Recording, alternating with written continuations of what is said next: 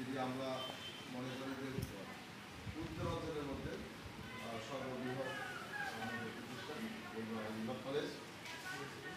উপস্থিত আমাদের red crescent programme chairman, secretary, unit member এবং আমাদের শিক্ষক মন্ডলী, এখানে কলেজের নেতৃবৃন্দ এবং আমার সামনে রেড ক্রিসেন্ট ইউনিটের যেসব প্রশিক্ষণার্থী এখানে উপস্থিত হয়েছেন, সবাইকে আমার সালাম, আসসালামু আলাইকুম। ধর্মবন্ধু যারা রয়েছে তাদের জন্য আগাম।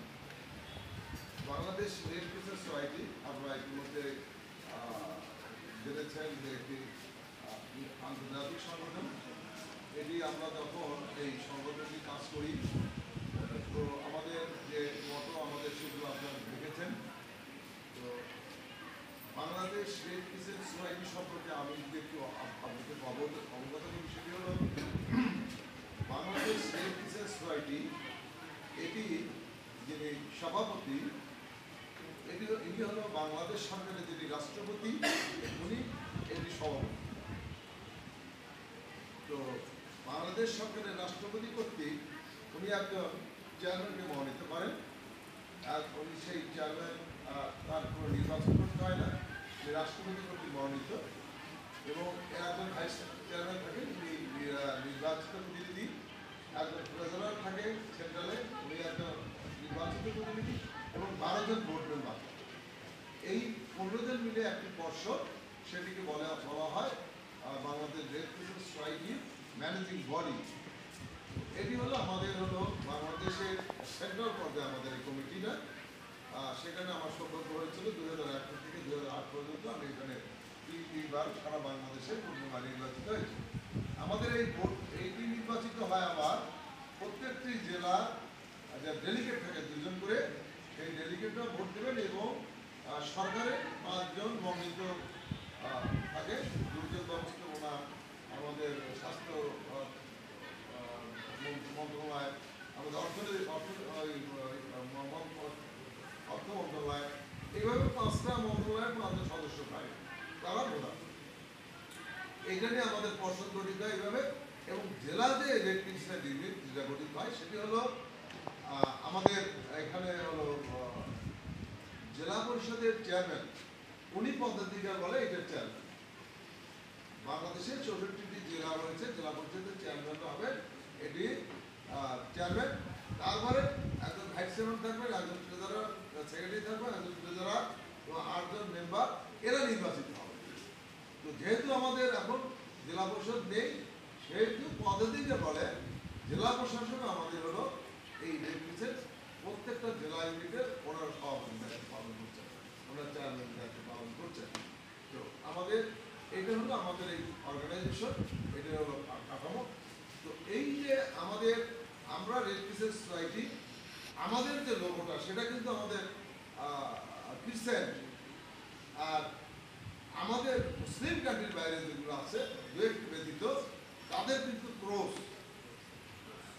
মানে খ্রিস্টানরা তো ক্রস ব্যবহার করে, সেজন্য আর ক্রস আগে কিন্তু জানাশোনালি যখন এই রেড ক্রিসেন্ট আইডি গঠন হয়, তখন আমাদের সব ক্রস ছিল। তো মুসলমান কান্ট্রিগুলো তারা এটা আপত্তি জানালো যে না, আমরা ক্রস ব্যবহার করবো না, তখন এটি ক্রিসেন্ট আসলো। তো এই জন্য আমরা এই ক্রিসেন্ট এইটা ব্যবহার করি, আর ওরা হলো ক্রস ব্যবহার করে। আবার আমাদের ICFRC যেটা আর কি বলে, এটা international federation red crescent and red cross society. এটা আবার দুটি একসাথে যখন কাজ করে, তখন আবার এইটা ক্রস আর ক্রিসেন্ট এই লোক ব্যবহার করা হয়। তো এইটা হলো আমাদের। আর এই যে আমাদের রেড ক্রিসেন্ট কিংবা রেড ক্রস, এটা কিভাবে সৃষ্টি হলো? এই যে সর্বনিম্ন যুদ্ধে ওই পাশ দিয়ে তখন আমাদের এই ডোনার ব্যবসার উদ্যোগে যাচ্ছিল, তখন দেখলেন মাঠে অসংখ্য মানুষ মনে পড়ে আছে, আবার অনেক আহত মানুষ, তারা মানে যন্ত্রণা, মানে তারা বিভিন্ন কাতরাচ্ছে।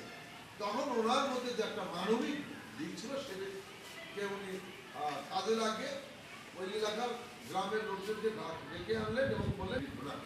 এবং সেটি পরবর্তী পর্যায়ে ওয়ার্ল্ড ওয়াইড, এখন কতগুলো আমাদের দেশে ওয়ার্ল্ড 191টা রাষ্ট্রে স্বীকৃতিপ্রাপ্ত এখন আমাদের এই সংগঠন এবং আমাদের ভলান্টিয়ার বাংলাদেশের ভলান্টিয়ার 40,000 উপরে এই জোরে বলবা হ্যাঁ 5 লাখ প্লাস। তো এরা বিভিন্ন ডিজাস্টারের সময় এরা আত্মমানবতার সেবা কাজ করে। আর তোমরা সিলাইটে দেখেছো যারা অনেক কাজ করেছে, কাজ করে এবং জীবনের ঝুঁকি নিয়ে কাজ করে। তোমরা দেখো যে ইসরায়েলের যে যুদ্ধ আছে তোমার হচ্ছে, তো আত্মমানবতার সেবার জন্য এই রেড ক্রস, রেড ক্রিসেন্ট এবং এই মানব দিকগুলো বিবেচনা করে আমরা কাজ করে থাকি। এখন আমরা বলতে পারি যে শুধু এই কাজগুলোই আমরা করব না, আমরা আরো কাজ করতে পারি। তোমার বাড়ির পাশে একজন হয়তো অসুস্থ রোগী আছে, তার ওই মেডিকেলে নিয়ে যাওয়ার তার কোনো ব্যবস্থা নেই, কোনো গার্ডিয়ান নেই, তুমি তাকে মেডিকেলে পৌঁছে দিতে পারো, এটা একটা সেবা। কিংবা তার একটা প্রেসক্রিপশন নিয়ে তুমি ওষুধটা নিয়ে এসে দিতে পারো, একটা এটাও একটা সেবা। রাস্তায় যেতে যেতে তুমি দেখলে একটা কলার পোষা পড়ে আছে, ওটা সরিয়ে দেওয়া, ওটা একটা সেবা। মানে সেবা করতে চাইলে বিভিন্নভাবে করতে পারি আমরা, সেটা যদি শুধু পয়সা দিয়ে করতে হবে, অর্থ দিয়ে করতে হবে, এটা মানে এটা না। আমরা আমার মানুষকে সেবা করবো, মানুষের পাশে থাকবো, এটাই। তা আমরা চাই এই যে যুব রিপ্রেজেন্ট এরা এইভাবে কাজ করছে এবং করবে, তোমরাও তাদের সাথে শরীর হবে এবং যুব রিপ্রেজেন্টের মাধ্যমে আমরা এই যে কয়েকদিন আগে আমরা ডিজাস্টার এলাকায় গেলাম, সারেগেন্দি এবং ভিনোতে আমরা বৃক্ষ আমরা বৃক্ষ বিতরণ করে এসেছি, যে একটা ডিজাস্টার এরিয়ায় যারা অসহায় দরিদ্র মানুষ তাদেরকে আমরা গাছ বিতরণ করেছি।